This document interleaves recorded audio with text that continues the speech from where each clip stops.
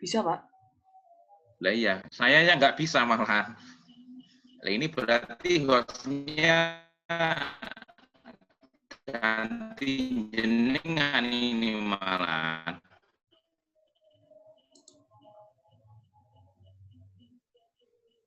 Ya,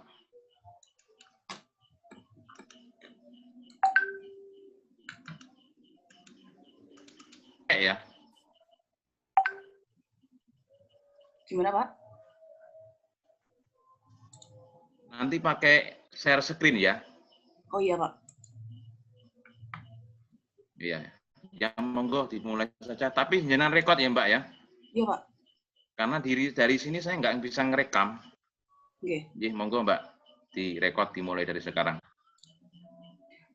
Nah itu sudah recording.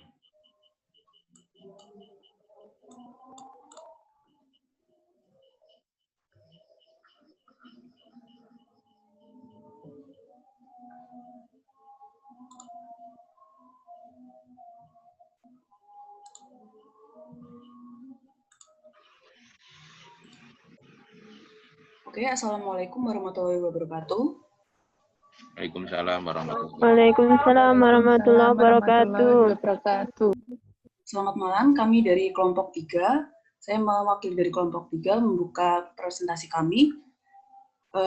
Di kelompok kami ada saya, Atukus Mordani, kemudian ada Mbak Eva, Mas Iva Mahdani, kemudian sebenarnya ada Mbak Talita, tapi sepertinya Mbak Talita pindah, Pak. Jadi cuma kami berlima aja. Terus ada Mbak Vivi Nurul, sama Mbak Riza Ivariani. Hari ini kami kelompok 3 akan menjelaskan tentang partisipasi kegiatan bela negara.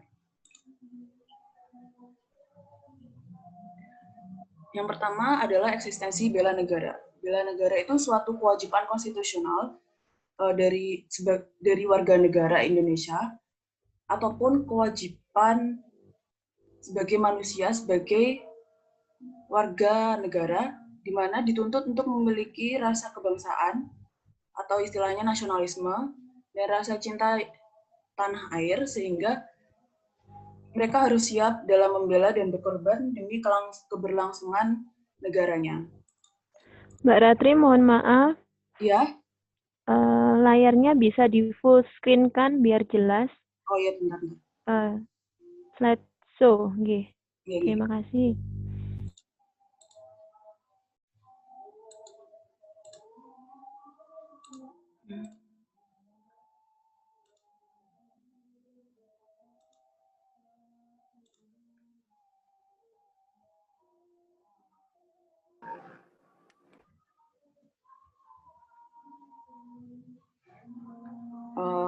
Kemudian selanjutkan, kalau kewajiban bela negara ini tadi juga dicantumkan juga dalam Undang-Undang Dasar 1945 pada pasal 27 ayat 3 yang bunyinya itu setiap warga negara berhak dan wajib ikut serta dalam upaya pembelaan negara. Nah, selain itu dalam Undang-Undang Republik Indonesia nomor 3 tahun 2002 tentang pertahanan negara disebutkan juga bahwa sistem pertahanan negara itu sifatnya semesta, yang mana seluruh warga, terus wilayah sumber daya nasional lainnya itu dipersiapkan oleh pemerintah yang nantinya akan diselenggarakan secara terarah untuk menegakkan kedaulatan negara, keutuhan wilayah, dan keselamatan segenap bangsa dari berbagai macam ancaman. Dan itu juga digunakan untuk usaha dalam membangun dan membina dalam daya tangkal negara dan bangsa. Kemudian ada sistem pertahanan yang diwujudkan dalam 3 komponen, yaitu komponen pertama ada komponen utama yang terdiri dari TNI, kemudian ada nomor 2 komponen cadangan yang terdiri dari warga negara, sumber daya alam, sumber daya buatan, ataupun sarana dan prasarana nasional yang memang dipersiapkan sebagai mobilitas dalam memperkuat komponen utama tadi, yaitu dalam mendukung fungsi TNI tadi. Lalu ada komponen pendukung yang nomor 3, yang sebenarnya sama, terdiri dari warga negara, sumber daya alam, sumber daya buatan, dan sarana prasarana. Namun ini tuh bisa secara langsung ataupun tidak langsung dapat meningkatkan kekuatan dari komponen utama dan komponen cadangan tadi. Nah, pelaksanaan bela negara ini bisa jadi solusi jangka panjang untuk menjaga keamanan dan keutuhan dalam berbangsa dan bernegara, di mana setiap bangsa itu membutuhkan fondasi ekonomi, budaya, dan pertahanan keamanan yang kuat. Tanpa adanya fondasi ketahanan nasional tadi itu, bisa rentan dan mudah terjadi ancaman yang membahayakan negara gitu kan. Nah, selanjutnya apa sih macam-macam ancaman tadi? Nah, yang pertama saya akan menjelaskan tentang invasi. Invasi itu adalah aksi militer dari angkatan bersenjata ke suatu negara lain yang bukan daerah kekuasaannya, dan tujuannya adalah untuk menguasai negara tersebut dan bisa mengubah pemerintahan yang berkuasa. Invasi ini bisa jadi penyebab perang ataupun bisa jadi inti dari peperangan itu sendiri. Nah,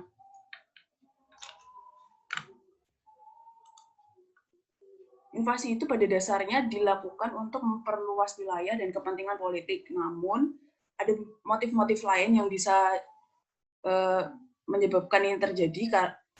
Beberapa contohnya adalah pengembalian wilayah yang dulunya sudah pernah diambil. Kemudian ada idealisme negara, terus politik untuk kepentingan nasional, perlindungan terhadap negara sekutu, mengambil alih daerah jajahan, melindungi atau mengambil rute transportasi ataupun sumber daya alam. Nah, yang selanjutnya adalah intervensi. Intervensi itu biasanya dalam dunia politik di mana negara lain mencampuri urusan negara yang bukan kekuasaannya. Jadi suatu negara mengurusi urusan negara lain. Ada juga yang mendefinisikan kalau intervensi itu campur tangan yang berlebihan dalam urusan politik, ekonomi, sosial, dan juga budaya. Kemudian ada 3 macam bentuk intervensi yang sifatnya tidak mengandung karakter diplomatik. Jadi bukan karena hubungan antar negara begitu. Menurut J.G. Stark, yang pertama ada intervensi intern, yaitu intervensi internal yang berupa campur tangan dari negara lain untuk membela suatu kelompok tertentu yang untuk dalam rangka aktivitas pemberontakan atas pemerintahan yang sedang dipimpin. Kemudian yang kedua intervensi ekstern, yaitu intervensi eksternal yang merupakan campur tangan negara lain atas perang yang sudah terjadi pada 2 negara, yang maksudnya itu bisa aja mendamaikan ataupun membela salah satu negara yang sedang terlibat peperangan itu. Kemudian yang ketiga ada intervensi reprisal. Intervensi reprisal itu dilakukan dengan tujuan membalas kerugian yang diderita oleh negara lain dengan cara mengadakan perang kecil ataupun blokade. Nah, setiap negara itu punya kewajiban untuk tidak mencampuri urusan-urusan dalam negeri negara lain yang bukan kekuasaannya. Nah, dalam hal ini suatu intervensi itu dilarang apabila yang pertama mencampuri masalah-masalah yang berkaitan yang sifatnya itu setiap negara itu diperbolehkan untuk mengambil keputusan secara bebas. Yang kedua, campur tangan itu meliputi gangguan terhadap kemerdekaan suatu negara dengan cara paksaan, khususnya dengan cara kekerasan. Untuk materi selanjutnya akan dilanjutkan oleh Mbak Eva. Kepada Mbak Eva, dipersilakan. Terima kasih Mbak Ratri. Materi yang kedua adalah pengertian subversi, makar, dan kudeta. Sebelumnya, Mbak.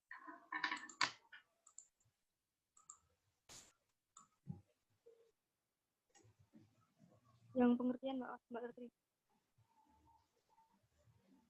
Halo? Tes? Tes? Ya, Mbak.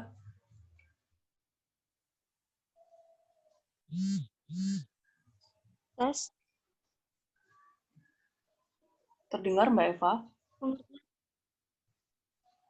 Halo?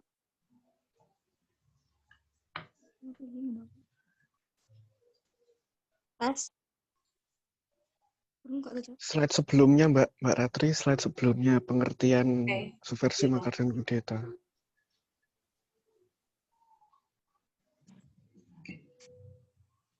Pengertian subversi, makar, dan kudeta. Subversi adalah gerakan dalam usaha atau rencana untuk menjatuhkan kekuasaan atau pemerintahan yang sah dengan menggunakan cara-cara di luar ketentuan undang-undang. Makar adalah perbuatan atau usaha yang dilakukan dengan tujuan menjatuhkan pemerintahan yang sah.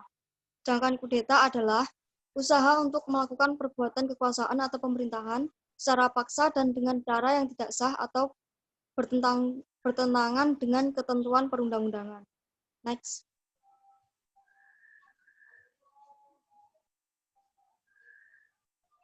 Next. Halo? Ya? Ya. Yang selanjutnya, persamaan dan perbedaan subversi, makar, dan kudeta. Subversi, makar, dan kudeta memiliki persamaan. Baik subversi, makar, maupun kudeta merupakan usaha, aktivitas, atau gerakan yang dilakukan dengan tujuan menjatuhkan atau menggulingkan pemerintahan yang sah. Adapun cara-cara yang digunakan untuk menjalankan usaha, aktivitas, atau gerakan tersebut bertentangan dengan ketentuan-ketentuan yang sudah ditetapkan dalam konstitusi dan peraturan perundang-undangan. Cara tersebut misalnya penghasutan, fitnah, pembajakan, serang fisik, dan pembunuhan. Sementara itu, dari segi pengertian, subversi, makar, dan kudeta memiliki sedikit perbedaan. Next. Terorisme, materi yang selanjutnya. Terorisme adalah tindak pidana terorisme adalah segala perbuatan yang memenuhi unsur pidana sesuai dengan ketentuan Perpu. Next. Kebijakan legislatif dalam penanggulangan terorisme. Untuk mengantisipasi terjadinya segala kemungkinan dengan kegiatan terorisme, maka pemerintah Indonesia berpendapat adanya syarat atau hal ihwal kegentingan yang memaksa, sebagaimana diatur pasal 22 ayat 1 Undang-Undang Dasar 1945 telah terpenuhi. Pemerintah bertekad untuk segera bertindak mengungkap peristiwa peledakan bom di Bali dan mengantisipasi segala kemungkinan yang akan terjadi. Untuk itu, pemerintah mengeluarkan kebijakan dengan menetapkan peraturan pemerintah pengganti undang-undang atau Perpu nomor 1 tahun 2002 tentang pemberantasan tindak pidana teroris Medan nomor 2 tahun 2002. Tentang pemberlakuan Perpu nomor 1 tahun 2002 tentang pemberantasan tindak pidana terorisme pada peristiwa peledakan bom di Bali tanggal 12 Oktober 2002. Next. Materi yang selanjutnya akan dilanjutkan oleh Mas Rifa. Pada Mas Rifa, silakan. Baik, terima kasih atas waktunya. Untuk materi selanjutnya akan saya jelaskan, yaitu materi korupsi. Korupsi atau rausah itu dari bahasa asing, corruptio dari kata kerja korum, maaf slide-nya, yang bermakna busuk, rusak, menggoyahkan, memutarbalikkan, atau menyogok. Adalah tindakan pejabat publik, baik politisi maupun pegawai negeri, serta pihak lain yang terlibat dalam tindakan itu, yang secara tidak wajar dan tidak legal menyalahgunakan kepercayaan publik yang dikuasakan kepada mereka untuk mendapatkan keuntungan sepihak. Dari sudut pandang hukum, tindak pidana korupsi secara garis besar memenuhi unsur-unsur sebagai berikut. 1. Perbuatan melawan hukum. 2. Penyalahgunaan kewenangan, kesempatan, atau sarana. 3. Memperkaya diri sendiri, orang lain, atau korporasi, dan yang terakhir, keempat, merugikan keuangan negara atau perekonomian negara. Jenis tindak pidana korupsi diantaranya, tetapi bukan semuanya. Satu, memberi atau menerima hadiah atau janji dalam artian suap. Nomor dua, penggelapan dalam jabatan. Tiga, pemerasan dalam jabatan. Empat, ikut serta dalam pengadaan atau bagi pegawai negeri atau penyelenggara negara. Dan nomor lima, menerima gratifikasi. Oke, slide selanjutnya, Mbak. Dalam kondisi yang sering mendukung munculnya korupsi, antara lain yaitu konsentrasi kekuasaan yang di pengambil keputusan yang tidak bertanggung jawab langsung pada masyarakat, seperti yang sering terlihat di rezim-rezim yang bukan demokratik. Selanjutnya, kurangnya transparansi di pengambilan keputusan pemerintah. Selanjutnya, kampanye-kampanye politik yang mahal dengan pengeluaran lebih besar dari pendanaan politik yang normal. Nomor 4, proyek yang melibatkan uang rakyat dalam jumlah besar. 5, lingkungan tertutup yang mementingkan diri sendiri dan jaringan teman lama. Nomor selanjutnya, lemahnya ketertiban hukum, terus lemahnya profesi hukum, lalu kurangnya kebebasan berpendapat atau kebebasan media massa, dan selanjutnya gaji pegawai pemerintah yang sangat kecil. Baik, slide selanjutnya. Dalam upaya pencegahan korupsi, pemerintah Indonesia sebenarnya telah menunjukkan komitmennya dalam melakukan pemberantasan korupsi. Korupsi tersebut telah diwujudkan dalam berbagai bentuk ketetapan dan peraturan perundang-undangan. Di antaranya, 1. Ketetapan MPR RI nomor 11/MPR/1998 tentang penyelenggaraan negara yang bersih dan bebas dari korupsi, kolusi, dan nepotisme. Nomor 2, Undang-Undang Nomor 28 Tahun 1999 tentang penyelenggaraan negara yang bersih dan bebas dari korupsi, kolusi, dan nepotisme. Nomor 3, Undang-Undang Nomor 31 Tahun 1999 tentang pemberantasan tindak pidana korupsi yang selanjutnya disempurnakan lagi dengan terbitnya Undang-Undang Nomor 20 Tahun 2001. Nomor 4, Undang-Undang Nomor 20 Tahun 2001 tentang perubahan atas Undang-Undang Nomor 31 Tahun 1999 tentang pemberantasan tindak pidana korupsi. Nomor 5, Undang-Undang Nomor 15 Tahun 2002 tentang tindak pidana pencucian uang. Nomor 6, Keputusan Presiden Republik Indonesia Nomor 127 Tahun 1999 tentang pembentukan Komisi Pemeriksaan Kekayaan Penyelenggara Negara dan Sekjen Komisi Pemeriksaan Kekayaan Penyelenggara Negara.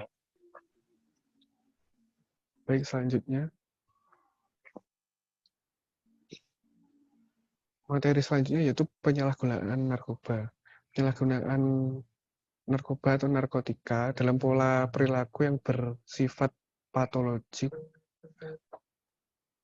dan biasanya dilakukan oleh individu yang mempunyai kepribadian rentan atau mempunyai resiko tinggi.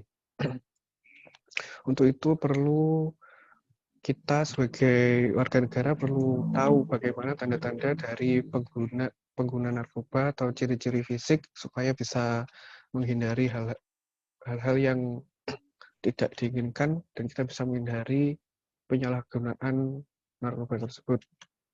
Untuk tanda-tanda dini penggunaan narkoba antara lain hilangnya minat bergaul atau olahraga, mengabaikan perawatan dan kerapihan diri, disiplin pribadi menjadi kendur, suka menyendiri, menghindar dari perhatian orang lain, cepat tersinggung dan cepat marah, berlaku curang, tidak jujur, dan menghindari tanggung jawab, sering berlama-lama di tempat yang tidak biasa, suka mencuri barang di rumah, lalu prestasi di sekolah ataupun pekerjaan menurun. Untuk ciri-ciri fisik bagi penggunaan narkoba, Nomor 1 yaitu berat badan turun drastis, mata cekung dan merah, muka pucat, dan bibir kehitaman. Sembelit atau sakit perut tanpa alasan yang jelas, tanda berbintik merah seperti bekas gigitan nyamuk, ada bekas luka sayatan juga.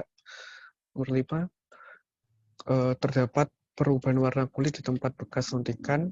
Nomor 6, mengeluarkan air mata yang berlebihan, mengeluarkan keringat yang berlebihan, kepala sering nyeri, persendian ngilu. 9, banyaknya lendir dari hidung, diare, bulu kuduk yang berdiri. 10, suka tidur dan menguap. Jadi rekan-rekan kalaupun menemui atau mungkin ya punya teman yang memiliki ciri-ciri tersebut, ya untuk berhati-hati, jadi